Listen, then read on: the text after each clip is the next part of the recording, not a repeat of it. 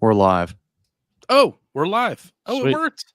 Guys, hang in there. We're having technical difficulties. We're going to make sure if one of you sees us live, please drop us a comment. This is our back-end software that has given us this difficulty, and we think we've got it working now. So It pushed to Instagram, and we're live on Instagram. we'll verify that here in just a second. Make sure the stream is coming across. And if it is, then I guess we're good. So this is it looks like the Instagram stream is there. And we're gonna verify the Facebook stream here. And then we'll go live. We're sorry for this being an absolute train wreck this week. And hopefully We appear to be live on Twitter as well, or X. Okay. Whatever you want to call it. Yes. Twitter. I'm gonna dead name Twitter. That's right. Dead name all Twitter. the time. I still call it Twitter. Yeah. It's just because, Just because, it's y'all. just a better name. I believe we're live out there. So thank you. Thank you to everybody joining us this week. Apologies that we're a bit late. We'll get this going. I did try angrily yelling at our tech support, and I just found out that the service that we pay a pretty good amount for to live stream doesn't have live support. So we'll make it through that. Guys, how are you doing this week? All right. Yeah. Making it through. Getting by. Yeah. I think my headphones are going out on me. They keep cutting out. You guys said my voice isn't cutting out, that it's I think it's my headphones. So I guess I'll get a new set. I just dumped ice water on myself. This just isn't starting off well, guys. Yeah. Hey, but you know what's great about you getting new headphones is you don't have to keep dealing with that headphone cable twirling on you. Well, I seem to get that with every set of headphones I get, though, Nate. That just seems to be kind of, what happens with me. So how do you do that? I don't know. I don't know that I do anything different than anybody else. So I'm not really sure exactly. I think you and my wife both have that problem. If there's a cord attached, it's going to just get super gnarly. Crazy, isn't it? Yeah, I get it. And I'm like, no problems at all, ever. Like, I don't know what's going on with that. When we were in the studio, we all had the exact same connection. The way our stuff connected was all the same, but I was the only one that consistently had a twisted up headphone cable. Oh well. You know what it is you slightly inconvenience somebody who happened to be a witch and they cursed you. That's the curse. It's cursed. The slightly inconvenienced curse there, right? Yep. It's a witch with very little power. They can affect power cords or like audio cords, but not much else. That'd be fun. Little things like that's what do they call it? Monkey's paw, where it's like a wish gets granted, but there's repercussions. This is like okay, you can be a witch, you can have those powers, but only like really weak stuff. Wait, did you wish for a podcast and then it was monkey pod into, but all of your audio cables will always be gnarly? Twist. I don't think so. I don't think so.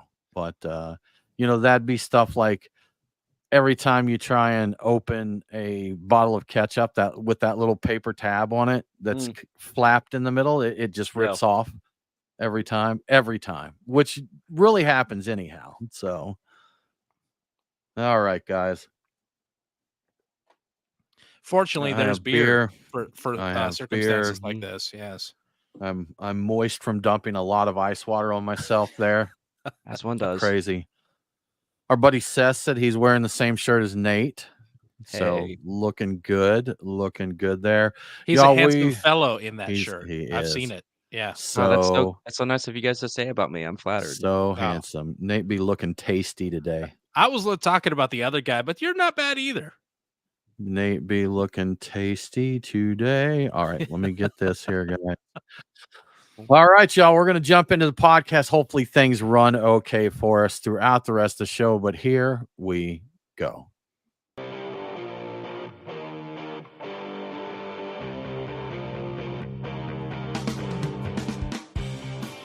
Welcome, everybody. This is the Beer Guys Radio Show. Thank you for coming and hanging out with us. We love meeting up with you each week to have a beer and some conversation and have a good time. I'm Tim Dennis. Brian Hewitt, what is up? Not too much. The sky, the roof, that sort of Fair. things. What is Fair. up with you? It was a little tricky go. We had some tech difficulties getting all of our stuff to work this week, but we're here. And then right after we got the technical stuff to work, I picked up a glass that I thought was empty, but it was actually full of ice water. So I just threw ice water all over myself.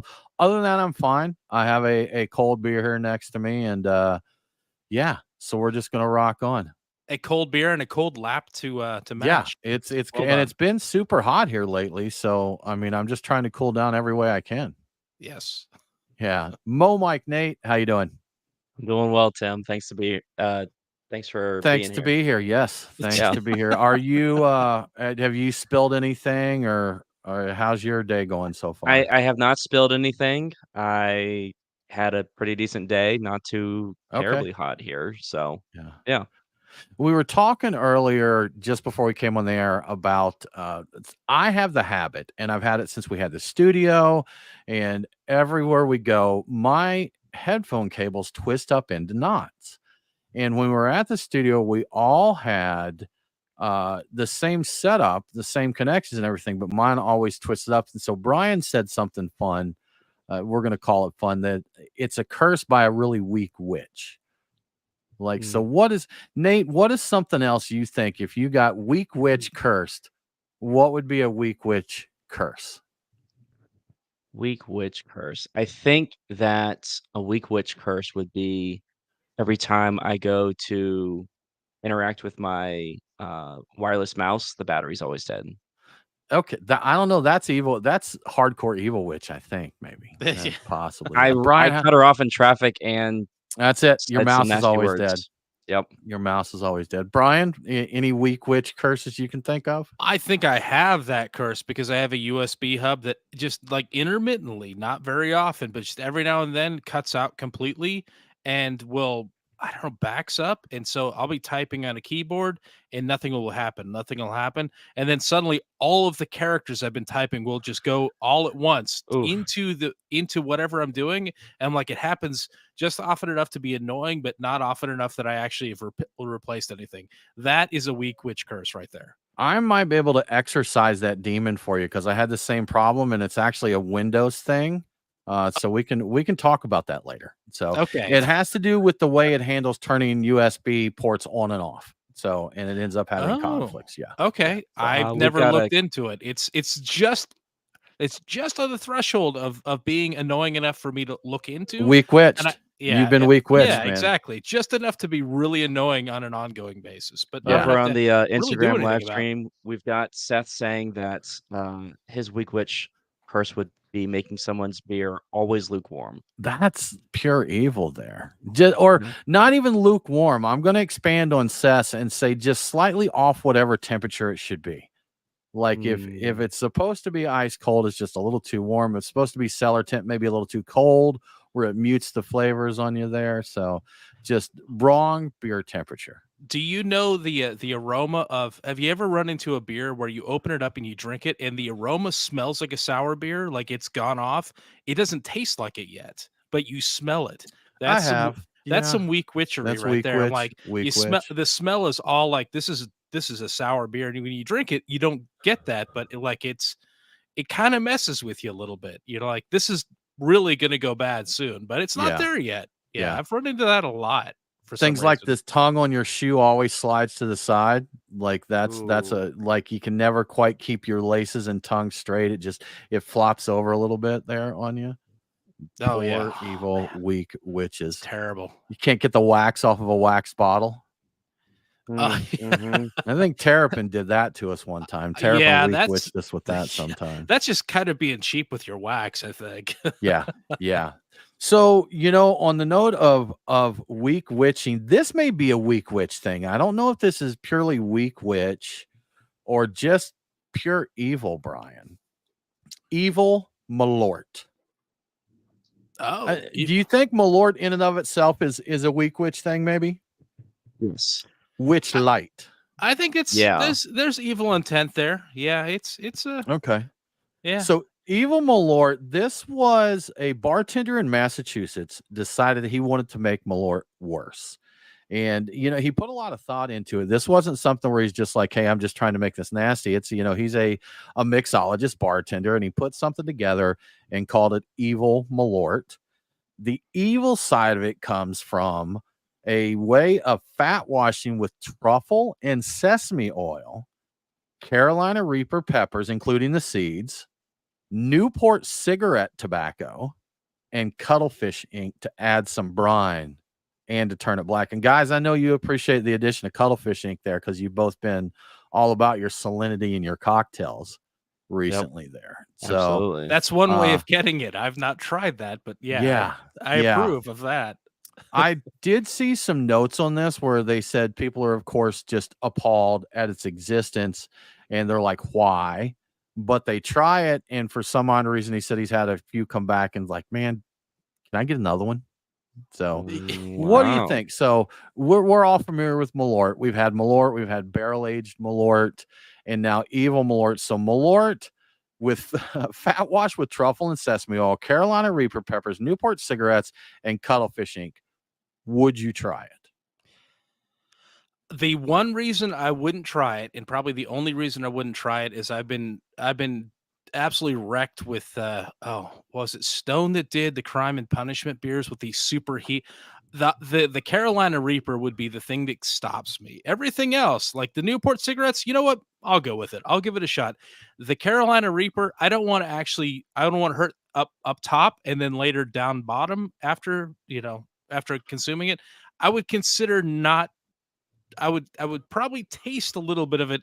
I don't think I would actually drink it. So Well, that's I the don't reason, think the you. I heat. mean, you don't drink. Yeah. I mean, you do. I was gonna say You do a if you're shot, right? saying you're not, if you're saying you wouldn't take a shot of it, I call. I don't. I do a. I don't believe you on that. I I think I would know. sip. I don't know I if I would know. do the shot. I think I I would sip off a little bit and like, okay, you'd you've take a little sip and then you'd be like, "Well, yeah, I can't get a good idea that way." And then you'd be like, "Okay, it's just a shot." Yeah, I don't believe. I know you, Brian, and I don't believe that you'd pass on even more. Nate, how about you? So I, in reading the article, saw a photo of him unrolling Newport cigarettes and Yeah, sprinkling the tobacco out. right. Um, I'm with Brian in the sense that the only ingredient that has me concerned is the Carolina Reaper and seeds. And so I think I would try a sip of it. I never learned how Uh, to take shots, so I would not take a sip and be what? like, yeah, I'm gonna just go ahead and just This take a doesn't shot of require this. instruction. Yeah, Yeah, let's. but I just, it's just I, drink that I'm, small volume. He's yeah, throwing it over I his just shoulder, hitting sip it. himself in the eye. If only he'd had the proper training. Well, I'd try it, guys. I mean, I'm not gonna, I'd No. kick one back. I think it sounds horrendous. I think it would be disgusting. But I'll admit, man, there's people out there that are hoity-toity about their beer, their wine, their liquor, whatever. I'm intrigued by things that are creative, and there are things that I think may be awful, but it's not gonna, unless it's something that I would just find like repulsively disgusting. I'm not. I wouldn't try it, but if I just think it would be weird, I'd do it just for the weirdness of it. I mean, we drank chili beer, Hormel Yeah, chili beer. So, that is So true. here's the thing about Evil Malort is that if you can source me some cuttlefish ink, I can make it. oh, I can get cuttlefish ink. That's no problem. Yeah, Yeah, yeah, I can yeah. get that. Carolina Tim's Uh, got Reapers a and guy for seeds. that. yeah, I I've got. got the truffle and sesame oil. Like we're Okay, done. we'll We can do it. get We'll, yeah, we'll we can put get the some. Newports. We can We get can some make this Newports. happen. Yeah, Yeah. we can make this I happen. I am a fan of Perique, which is I think out of New Orleans, Louisiana somewhere. It's a tobacco liqueur. I like that a Oh yeah. lot. And so when I saw Newports in there, I'm like, dude, I'm in. I am in. I don't even smoke cigarettes, and I'm like a cigar fan. I like the Well, taste of a good tobacco, but yeah, isn't that a style or a blend of pipe tobacco or It method, is. something like that? I Yeah, think I it's a don't pipe. remember. Yeah. Nate, get us some Googling so we can give solid information here. I know I've heard Perique before. In the days of way back, I worked in a tobacco shop in a cigar, pipe tobacco, and accessories, and I know that we had one there. We did a lot more cigars than we did the pipe tobaccos, but I know Perique is a popular one and is a certain style. Nate, you're nodding there. Do you have info for us, sir? So it's on the Wikipedia page. It's saying it's a type of tobacco from St. James Parish, Louisiana, known for strong, powerful, and fruity aroma. And it's actually in the year of our country, 1776, is when the Acadians made their way into the region. Choctaw and Chickasaw tribes were cultivating the tobacco. So Interesting. yeah, My high school mascot was the Chickasaw. So nice. little fun fact there for you And there guys. is a Perique tobacco liqueur that is Yeah. available. It Is that is. from It is. Louisiana? It is very rare Okay. Yeah. Louisiana Perique tobacco, so it is made from that same tobacco that goes in. Interesting. And I think a lot of U.S. tobacco ends up going into pipes or maybe cigarettes, I not so think much into cigarettes. I don't cigars. think we have a lot of with like the Connecticut broadleaf. We That goes into does cigars. land as cigars, Yeah. but I think like the Carolinas are known for their tobacco production and that, and I'm pretty sure that's all like fairly inexpensive cigarette tobacco kind of stuff. I don't know. I don't know though. I'm not an expert on that. The only thing I know for sure is the Connecticut broadleaf from cigars, So and specifically, Kentucky, what was it? The Kentucky, oh my gosh, the smoke. I forget what it. Fire Cure, Kentucky Fire Cure oh tobacco yes, those became a were big horrid. thing. Yeah, Yeah, they kind of like they had a very interestingly barbecue tastes like smoking a barbecue grill. barbecue, but also sweat sock a little bit, like at least Yeah, to the aroma of it before you smoked it. And there was a cigar a place that sold cigars that also got into like raising tobacco, and so there is some tobacco grown in Florida that is made into cigars. I forget what they give the name of the leaf, but so there's a few things that actually go into like a super premium, like well aged type of thing, and not all of it goes into cigarette tobacco basically. cigarette. So Okay, yeah. gotcha. It's talking of tobacco, and you were talking about aromas earlier. One of my latest obsessions has been fragrance, colognes, eau de parfums, and that. And today I'm wearing, Brian, since you asked, Oh, I Tom did. Yes. Ford's Tobacco Vanille. Ooh. So my cologne's got some tobacco notes in it. That sweet tobacco. I get cinnamon, the vanilla, and all that. So I'm really and these, Brian, I'm expanding my horizons because the last time I was really played around with cologne and fragrance and all that was probably in the 90s. So that was the days of I think that was the days of Cool Water and Dracar Noir, I think was still cool at the Oh, time jeez. Yeah. and stuff like that. So those fragrances, so some of the trendier ones are a little spicier, a little more bold. These tobaccos and vanillas are in now. So I'm trying some new stuff. It's fun and it's ridiculous, Brian. It's ridiculous Yes. going out there and seeing anything that can be a hobby or collected. There is always going to be a group that is just way overboard with that. I've seen pictures of people that have entire rooms that are dedicated to various bottles of very expensive and exotic colognes, and I'm like, man, that is a lot of money, but I can't judge because I've gone through that with bourbon and I've gone through it Sure. with beer and some various other things. And I've been into cologne like very passively for a number of years. And I have been a fan of Tom Ford for a while. I go into a place.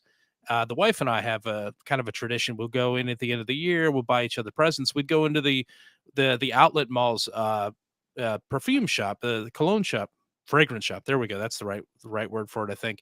And I would just sniff around like, what do I like? What do I like? And I just kept hitting on the Tom Ford stuff. So I've picked up a few of them. As it happens, I happen to be wearing Tom Ford's ombre leather. So I'm Ombre very, leather. very leathery. I'm like a cowboy over here. Wow. Yeah. mm, Yeah. That sounds sophisticated, Brian. Yes.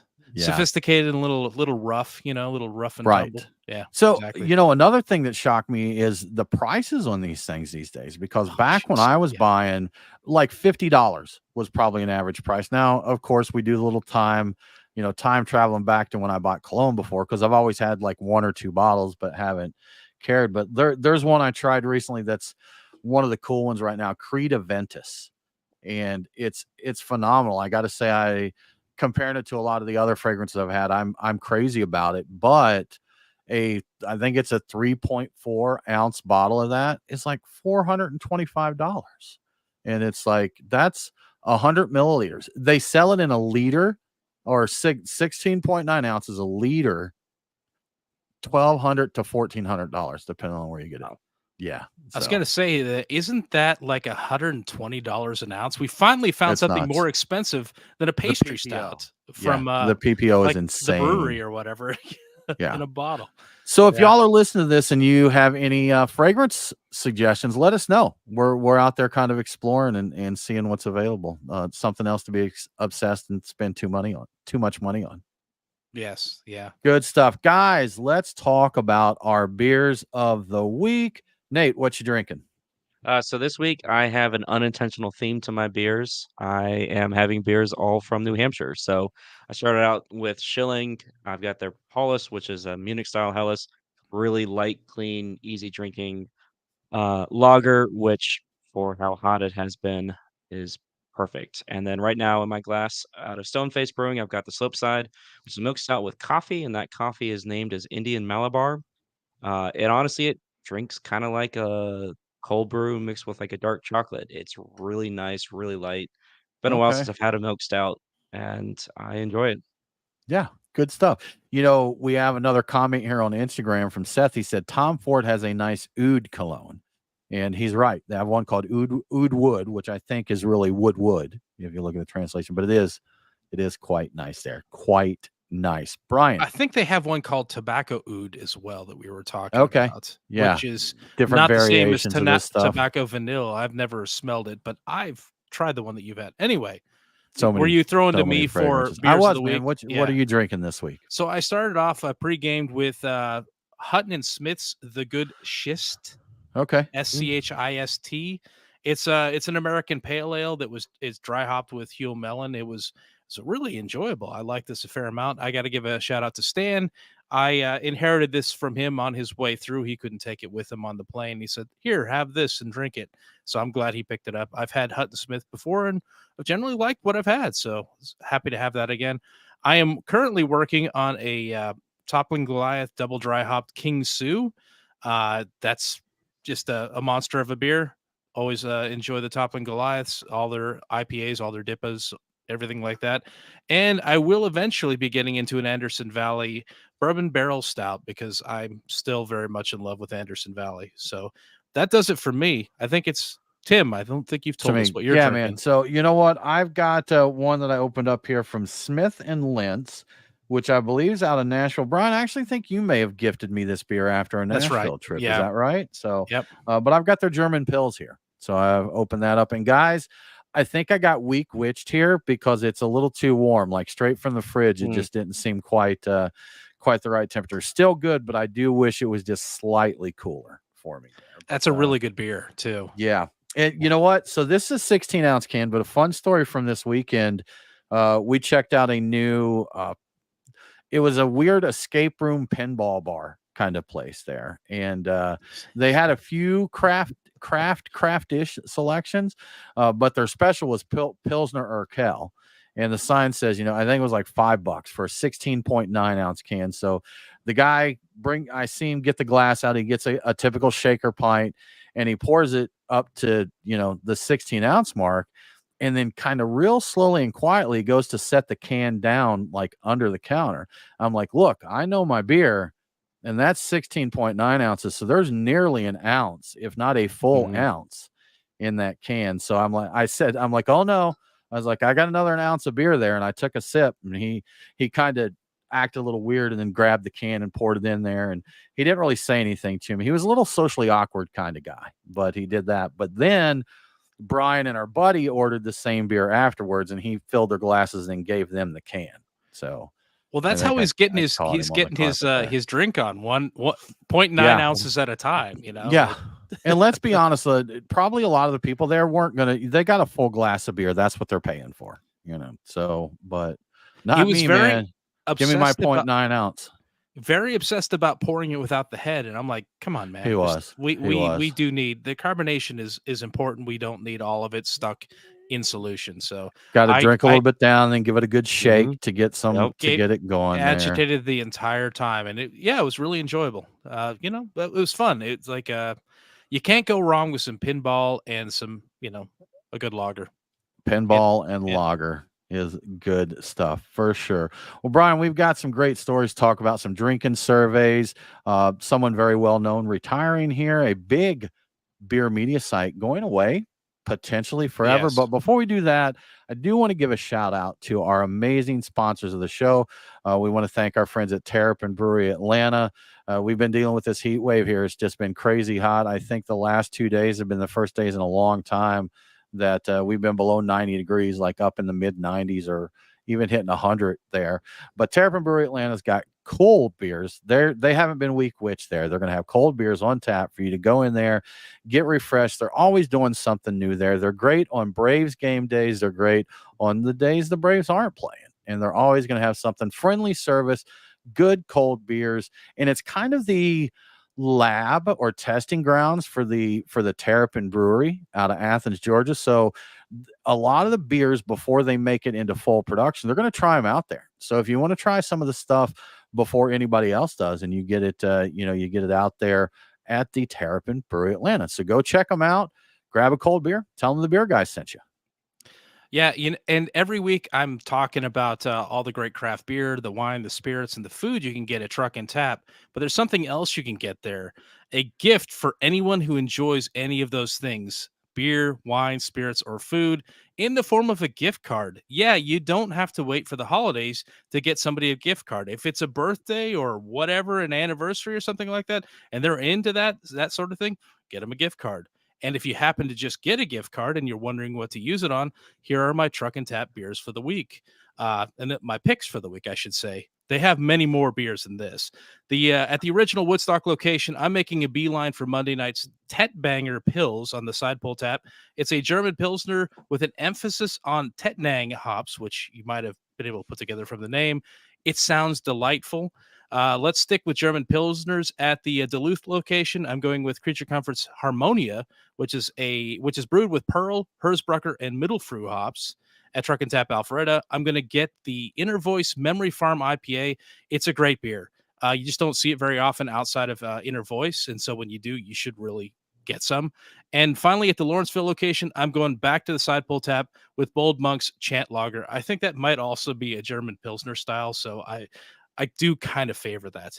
But make sure you check out truckandtap.com for all the latest updates before you head out. And thank you to Truck and Tap for your support. That's like the tour of Georgia there. So if you go to the Truck and Tap, you can try all those Monday night Creature Comforts. We got Inner Voice and Bold Monk. So I some didn't of even our think about it, but really yeah. fine breweries there. So makes sense though. Nice little chain in the Atlanta area. Have a lot of great Georgia beers. Brian, you got stories for us where always surveys, there's always something that they're surveying and throwing some stats out our way. But this week we got some info on people's consumption habits. Yeah, we do. So every year the Brewers Association does a Harris poll, and the number of craft drinkers who say they are drinking less craft beer this year has edged out the number of craft beer drinkers who say they are drinking more. And this is for the first time since they started doing it in 2015. 26% of craft beer drinkers say they are drinking less craft beer, and only 25%, 1% less, say they are drinking more craft beer. Last year was the first time these numbers ever came into alignment and being the same. So we're losing a little ground there. Additionally, the number of craft beer drinkers who drink craft beer monthly, and this is of the people who say they drink it regularly throughout the year, it declined monthly to 77% from a peak of 85% in 2020. Weekly, it's down to 44% from 50% in 2021. Additionally, we got some demographic information. Craft beer drinkers, this is going to probably surprise not many people, but craft beer drinkers are 70% male typically and 30% female. Nearly 80% of craft beer drinkers are white. So we kind of knew this, but they're just kind of giving us numbers to confirm it. 29% of the population drinks alcohol, but they do not drink craft beer, and 50% of those people, so half of this 29% that don't drink craft beer but do drink other forms of alcohol, don't drink craft beer just because they don't like the flavor, which, I mean, that kind of rings true from anytime I've talked to people who are drinking, whatever their mixed drink is, their vodka stuff or whatever. I'm like, yeah, I just don't like IPAs, or I don't like beer, that I don't like kind beer. of thing. So That's that makes fine. sense. That's fine. Yeah, it checks out. So that would mean that we've got about 14% of the population that drinks craft beer. If we do 14 and a half ish there, right?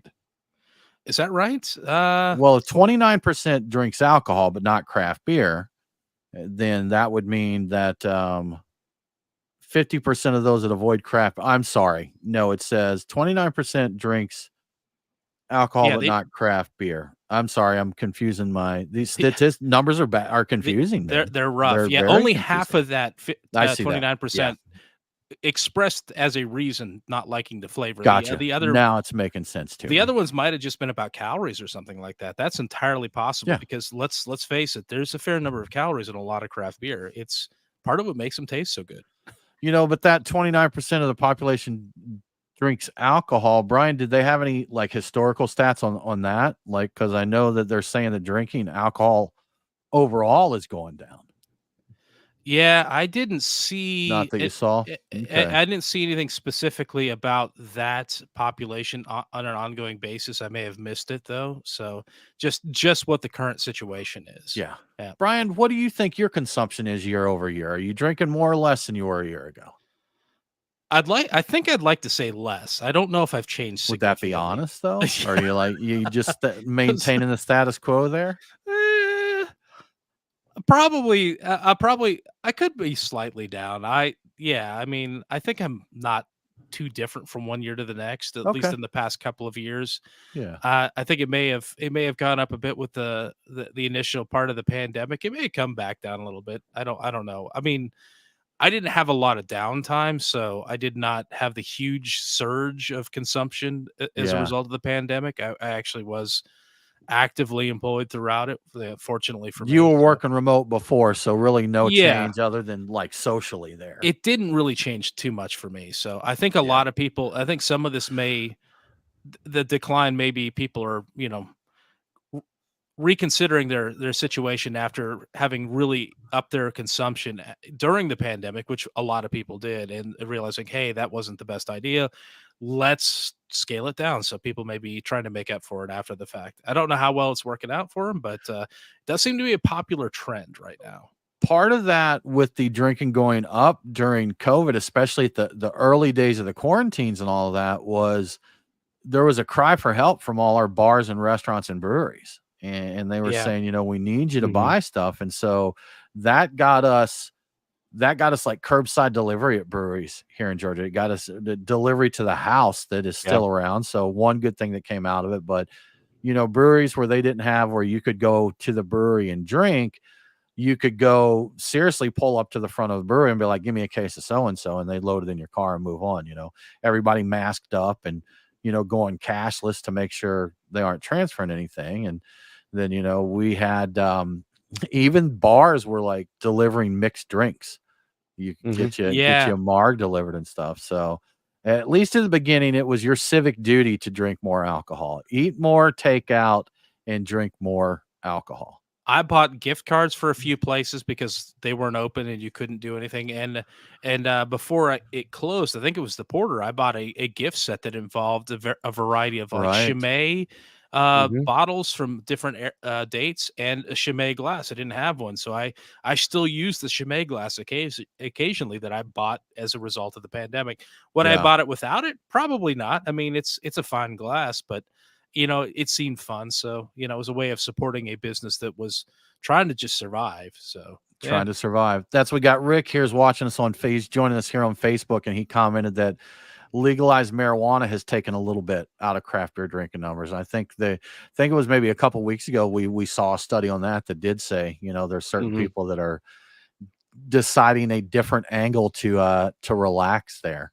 now that the Yes. many places of legalizing it. So What's the phrase California sober or something like that I is heard that East it? somebody That say would make Coast, recently? yeah. sense. Okay. Yeah, where California sober. I'm like, hold on, that just means you're high, right? That's it. California sober. Yeah, man, it was, back in our day, like we talked about with these younger generation, just not like they don't set out with the goal of getting torn up, Mhm. and when we were teens and 20 somethings, that was the goal. That was the goal of Friday night, especially if you live somewhere like I was in a very rural area where there really wasn't anything else going on. There really wasn't anything to do. So we were near the banks of the Mississippi River. So we'd go down there, we'd start a pallet bonfire, and we just everybody knew where the party was. So people would just go in and out and the mission was to forget that you lived in the middle of nowhere and consume as much alcohol as possible. I remember going to places as a precursor or like to get the night started before you went to clubs or Oh wherever you yeah. went. We would go to the place that would did the heaviest pouring of the alcohol. So we were looking for the places that did the pint glasses that were just 100% of some variety of mixture of alcohol. No So head, the just fill the them up there, AMFs right? and everything else, yeah, like the Long Island iced teas. So we were Oh, looking for the not heavy beers. pours. Gotcha. Yeah, Gotcha. Okay. we were looking for that sort of thing. So back in the day, that was definitely a precursor for the night going well. Is we got to get a certain amount of loaded before we start doing our thing. So that is Pre-game. a very dated, antiquated approach to living your weekend life. Apparently, I don't think people maybe don't do that anymore. But Not getting gazeboed like they used to do. that's right. Yes, Yeah. I even absolutely heard shopping people, carted. I heard people talking about when our beer laws changed here, when our laws changed to allow direct sales and we no longer had to do the tours and tastings thing, there were a lot of people who were upset, especially Mhm. the younger drinkers, because by the law, a brewery had to provide you a drinking vessel and give you free samples of the beer. I think it was up to 5 6 ounce samples or 6 6 ounce samples, something Something like like that. that. Yeah. So I'm assuming the statute of limitations is going on that. So I'll just say that breweries generally were pretty generous Correct. with the measurements on those samples. But they as part of the laws, if they want people to come to the brewery and drink their beer, they had to give you a cup. Now you would get a cheap clear plastic solo cup or something like that. You're not getting a nice glass. But basically you could go out and even if you dropped a few bucks for a tip, you've basically got you 3 or 4 beers in you for $2 or $3. Mhm. And if you wanted a little nicer experience, a lot of them, the way they made some money with that is they would sell you a glass. And typically the glass was like 10, 12, maybe $15. So it was a lot more than a glass would normally cost, but it was a way of them subsidizing. They couldn't sell you the beer. So they do that. But as a young broke college kid that recently legal to drinking, that was the way to pregame. As you said, Mhm. Brian, you could get you a few beers in you before going out and having to spend money, and you may be out. If you're feeling generous, you're out $5. Yeah, so I definitely went to a few of those where you got the tokens or the tickets or whatever it was, however that worked out. And the pours were basically maybe not full pours, but like they were way beyond sure, what they would have normally been. It's like this is here to get people to come in to like the beer and to drink a good amount of it and go home. Yeah, by the time they go home, they're feeling it. This right, is not a tasting situation. And yeah, the statute of limitations is run its course. And one of the places I'm thinking of, I think it is no longer in existence that used to do that a fair amount and was legendary for people. That's where they went to pregame. You get loaded up at that place and then you go out and you do your evening after that. So yeah, yeah, and especially for as much regulars as we were at a few breweries back then. We knew everybody there, so yeah, they were generally generous anyhow. But if you knew them well and you were a regular face there, and we always tipped well. Well, I didn't buy a yeah. glass every time because I had too many glasses, but we always tipped well and took care of them, and they took care of us back in the olden days. Nate, you were in the tours and tasting days. I keep Mhm. we had a conversation before we came on the air that Nate looks like he's 14, but he's actually 83 years old. Yeah. So Correct. it's There's some people no wouldn't guess exception that. with that. Yes. Yeah, Yeah. I Yeah. was No around for the tours and exaggeration. tasting times, and it was always nice to know which breweries, had taproom staff that just didn't care, and so you would Yeah. get Oh, okay. some of them would give Okay. you full pints. There you go. I went to Georgia Southern University, which has a reputation for being a hearty school of sorts, and the Yeah. brewery there did not care, and so you would go get your full pints and take home your classic Boston shaker glass, and it was great. Yeah. I actually believe that place changed their brewery license so they could sell. Like they did Okay. it before the laws change, because interesting stuff, we won't dive too deep, we've already into, but a brewery, an actual production brewery, could not sell, but a brew pub could sell. their product to the public. And there's rules on both sides of that. But Tyler here made a comment, which is exactly what it was going in there. And I think Texas may still be like a tours and tastings kind of place or something. There's weird rules there depending on the licensing. I think, I don't know exactly, but the goal was you'd go in there, you'd feel it, you'd have a good time, you'd take a good memory with you, and then when you're actually buying beer somewhere, you remember that brewery and you're like, oh man, that was good, I had a good time there. If it becomes your ritual, if every, say for example, every weekend you're going in and just Sure. drinking a bunch of Sweetwater 420, you're like, when you see that out there, I love that stuff. I drink that all the time. It's my Friday night thing. You're gonna get that every time you see it, even if initially you may not have picked it, just because you get used to it. That becomes your thing. And I'm not saying it's Sweetwater that did any of this stuff. Right. It, But it was definitely not them. I was thinking of somebody else. But anyway. and again, not to talk down to anybody. This brewery's closed as well. But in Athens, where UGA was, there was a brew pub there, and I think it was Copper Coin or something along those lines. Do Copper either Creek, I think, something like that. Creek something? Yeah. But they weren't great. They were not a great brewery. But when they closed, many, many, many people that went to UGA commented like, man, I spent so many weekends there, so many Fridays, and that I'm going to miss the place. I'm going to miss the place, and it's not. And really, that was back in the days before you had to have good beer. If you just had beer, if you just brewed beer and had beer, that's all you had to do. The 90s were a wild time in beer. There was good beer out there, but if you had a brew pub, that was really all you had to do to get people in and drinking it. So if you hang out with somebody of a certain age and they talk about this tastes a lot like a 90s brew pub beer, it's not necessarily a compliment, but right, for them it may be a nostalgia feeling. it is, Because yeah, and I know that flavor, mhm. and I'm not looking for it, but when I have it, I'm like, oh yeah, that's a throwback. I kind of like that. Yeah, and if you know any home brewers that maybe they're older home brewers, they're and I honestly have no idea, Brian, what it is with the brewing style or technique or whatever that they do. But a lot of the older home brewers, their beer still has that what we call the 90s brew pub taste. And I wish I could quantify exactly what it is because I don't know, man. It I could don't just be know. hopping styles and things like that. Yeah. So, but anyhow, definitely has kind of a interesting. It looks like Nate found an old article we posted. Copper Creek is what Yep. that place was Copper Creek. there Okay, yeah. in Athens. So, Brian, some news out of the Brewers Association this week. CEO Bob Pease, who's been there quite a long time, has announced he's ready to retire. Yeah, he's going to retire next year after more than 30 years with the organization. He's basically going to call it quits at some point in early 2025 once they put a successor in place. So he's not leaving before that. He's not going to leave him in a spot. He's done a lot of stuff over 30 years, and trying to go through the entire list of his accomplishments would just not even be possible. But some of the more noteworthy things are he created the Brewers Association's Export Development Program, which assists breweries with international expansion and media promotion. And this program has helped U.S. craft beer exports grow from 16,000 barrels annually to more than 230,000 barrels in the course of the program.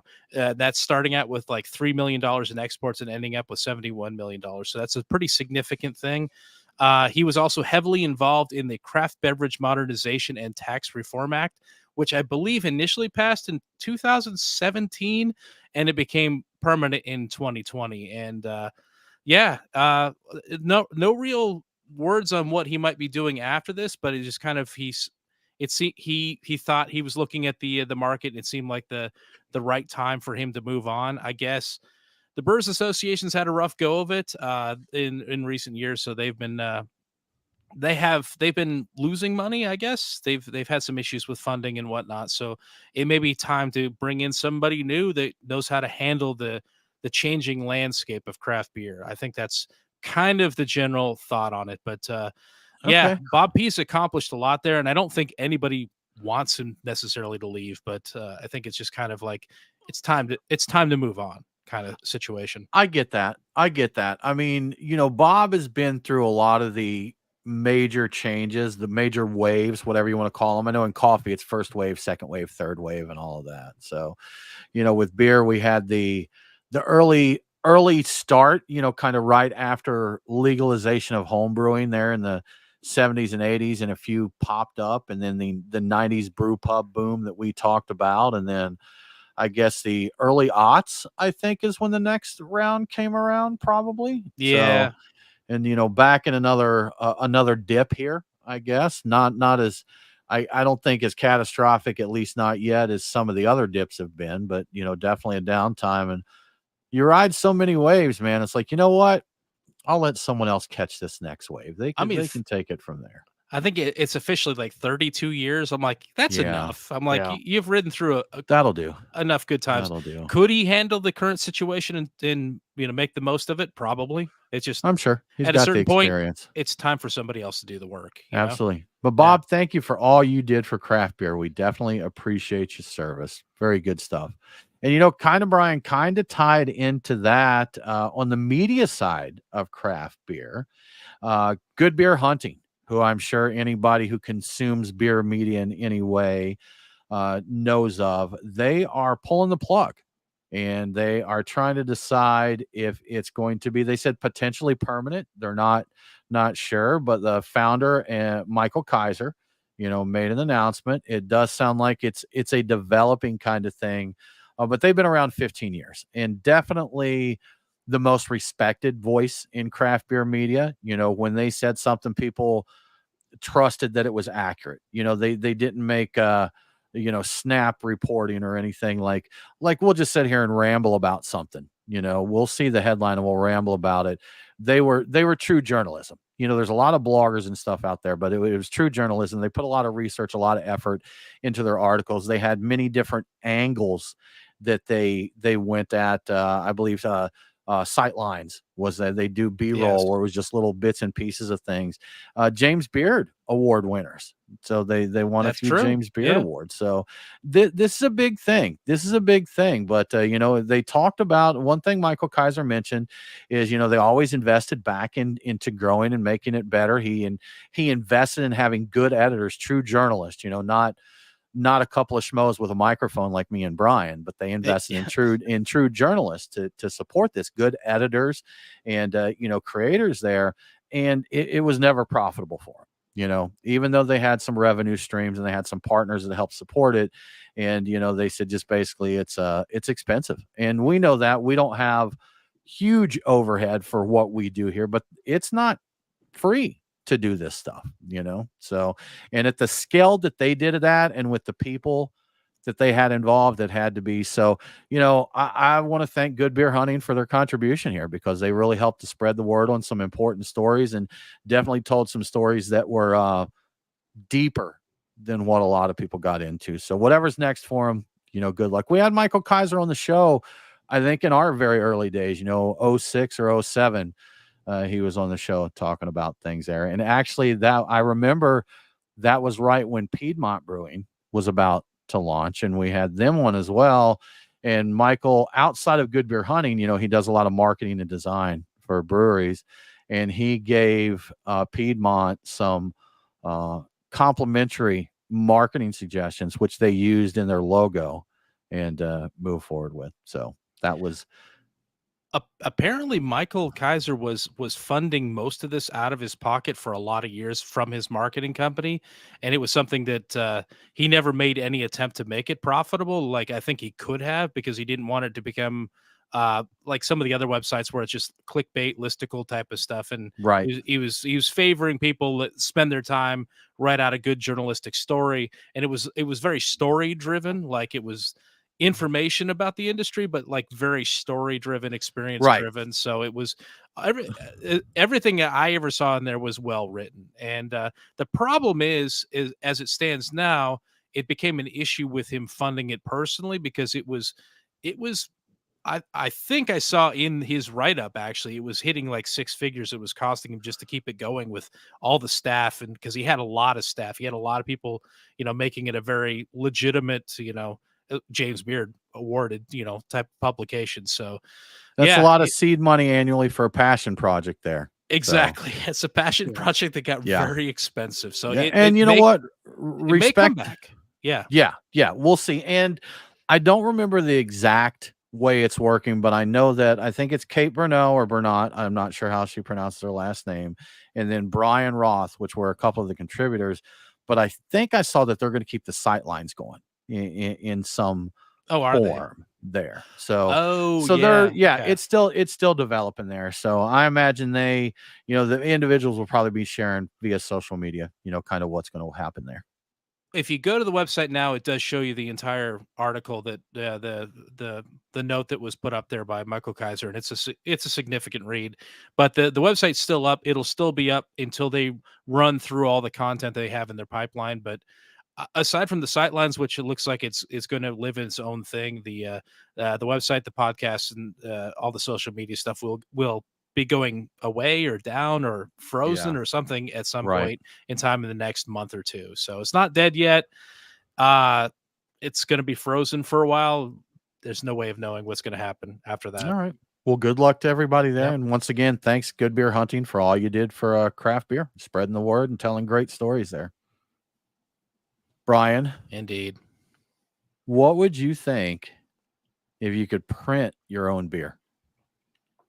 I would buy a lot of German Pilsner paper right now and start Yeah. printing Is right it away. thermal? Would it be a thermal printer, you think? Maybe. Probably, yeah. I guess temperature. Do they carbonate paper? I don't even know. Is that a I thing? guess they could. We They could could. figure it out there. But Brian, tell us the story. I see here in your notes that it sounds like a Belgian startup is working on a beer printer. Yeah, the startup is called Bar.on. So Baron. They're attempting to do molecular gastronomy in a pint glass with their tabletop beer printer. They say they can or will be able to recreate any beer in a matter of seconds. And apparently they have a functional prototype, so it might not be vaporware, or in the case of beer, something that's promised but never delivered. Maybe that's called foamware. I don't actually know. Anyway, they call the prototype One Tap. It can produce 5 different beer styles currently, uh, including lager, a blonde ale, browns, triple, and IPAs. And to make beer, it uses 6 cartridges of aroma and flavors, a malt mixture, some neutral grain spirit, and I believe a little bit of water. I think they use that to accomplish carbonation. To make things even more interesting, the beers are completely, well, not completely, but customizable in certain ways, allowing the user to adjust the bitterness and the ABV levels using sliders on the screen built into the unit. So you can make your beer anything from non-alcoholic to 8.5% ABV. And according to people that have tried it, and some people have tried it, the beers are good. Technically good. They're not earth-shattering, but they're good. And even when they're made non-alcoholic, so that's noteworthy that they've actually created a printer that theoretically makes good non-alcoholic beer.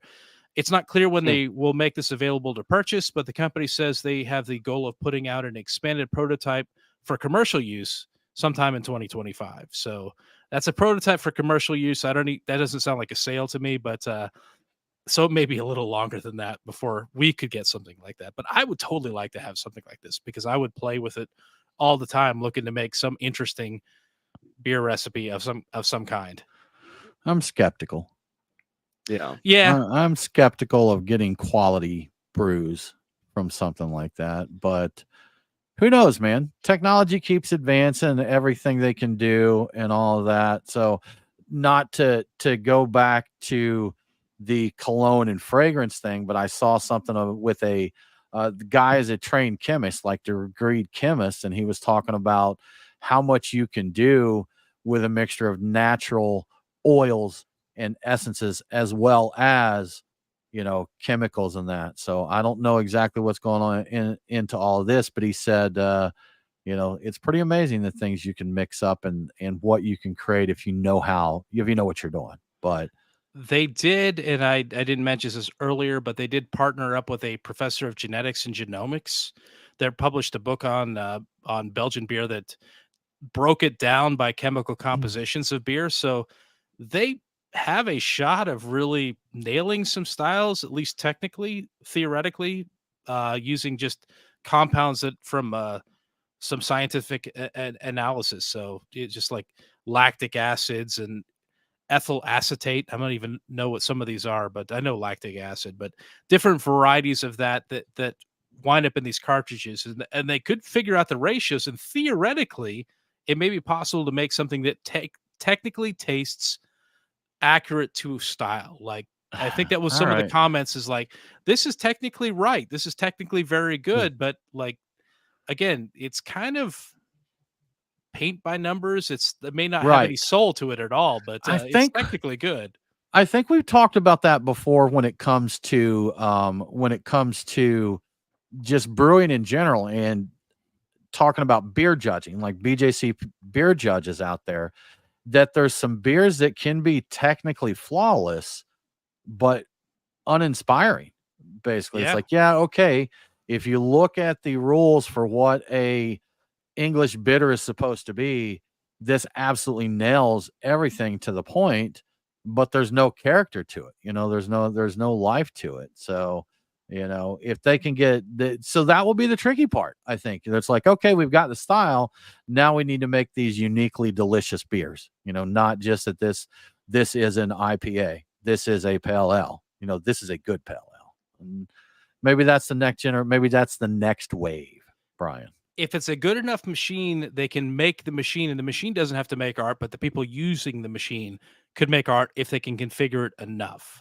And that's where somebody like me would step in. It's like, hold on, let me twist all the dials and slide all the sliders and see what I Willy can come up Wonka with. that thing up, Brian. Exactly right. 3D Yeah. print you a glass, and Heck then yeah. print you a Well, there beer you It'll right go. in print the that. glass. It'll print me a Teku glass, and then it'll pour the beer into the glass, Now, and then it'll be beautiful. I feel like this probably exists already, but I was going to make a joke about a pretzel printer. But in all honesty, that's just a nozzle that can squirt some dough out and run it through a toaster oven. So if a Yeah. pretzel printer doesn't exist already, it has to be Get on super it. easy to invent. I know they've got pizza vending machines that like cook your Yeah. pizza instantly and get that. So instant pizza and or pretzel, print you a pint glass, print you a beer. Everything's printed. We're living the Jetsons life now. I want a pretzel maker that I can set before I go to bed, so when I wake up, it has made Coffee a and pretzel. pretzel. So I have a pretzel to go with my coffee. A big soft pretzel with the salt on A it. little cinnamon sugar there, Yeah, maybe. let's set that up. Set it up at night, and then wake up to it. Yeah, that'd be beautiful.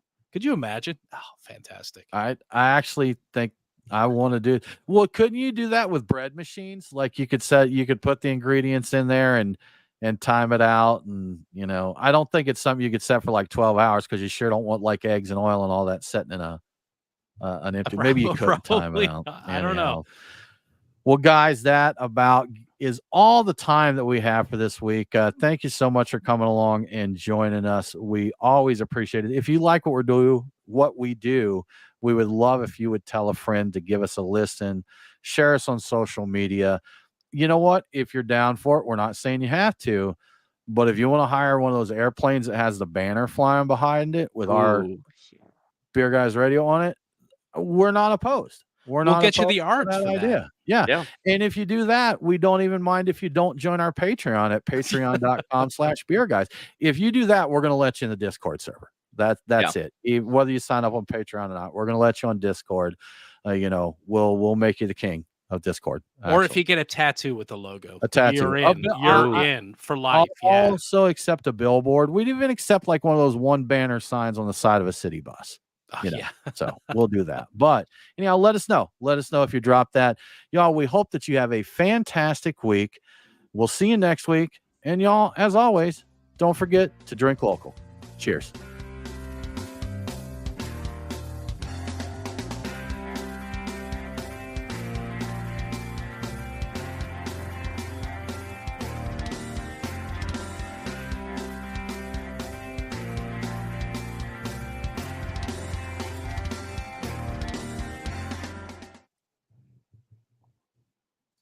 Clear, clear, clear, clear. Tyler in the backyard said, "Great show tonight." Thanks, Tyler. I know Tyler? I don't know if he's still watching. I know he's over in the Discord now. So, yeah, good. We were chatting. He Good said that times. Ain't we Town was recently lucky we designated. got 'em. Good Where else? times. The Okay. po' boy Yeah. shop was watching us. Oh, were they? Thanks, Oh, Po' Boy Shop. We're big fans of your yeah. sandwiches. Big Heck yeah. fans.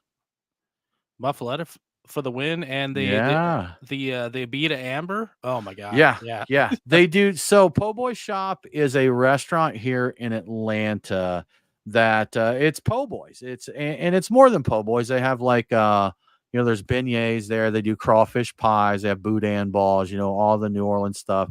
And it's legit. Like they have their bread brought in from a bakery, and I forget the name of the bakery. I bet if you're a Louisiana person, you would probably recommend it, but they're undoubtedly unquestionably, Brian, correct me if I'm wrong, and I'm not, the best sandwiches in Atlanta. Easily. Oh Yeah. yeah, without a Yeah. doubt. Yeah. I Yeah. wouldn't go out of my way on a weekend to go have a sandwich any other place. I will go to the Po' Boy Shop. Yeah, it's good. Absolutely. It's good stuff, man. I get the only thing I do like the muffaletta when they do the muffaletta on the breads, the round breads there or what have you. And they do theirs on the hoagie roll. I'm not going to hold it against them there. I'm not going to hold it against them. So, but yeah, And they have a lot of thanks. parish beers too. They always have a parish Mm. ghost. I think they almost always have Oh, they Ghost in do. the Machine. Yeah, They've got Abita Amber, which I love, and Ghost in the Machine, which I love. They always crawfish have those pie, two. So filet anytime I gumbo. go there, I'm always gonna have a sandwich I really Aye. enjoy, and I'm Yeah. always gonna have a beer I really enjoy. So I really enjoy the place. I think it's The fantastic. See, now I like a good shrimp or oyster po' boy, Brian, but it's really hard for me not to get the muffaletta. Y'all, confession here, Brian and I are smart. We have like an IQ of 5,000 because we'll go and one of us will get a shrimp po' boy and one will get the muffaletta. And then we both have shrimp po' boys and muffaletta. So it works out. But Yeah. well, And we're going to boudin end balls, of the course. live stream right now, and we're going to throw the link on the Discord server. If you are a Patreon supporter, you're on the Discord. We'd love to have you come and share a beer with us, chat with us for the after party. So, y'all have a good week, and we will see you next week.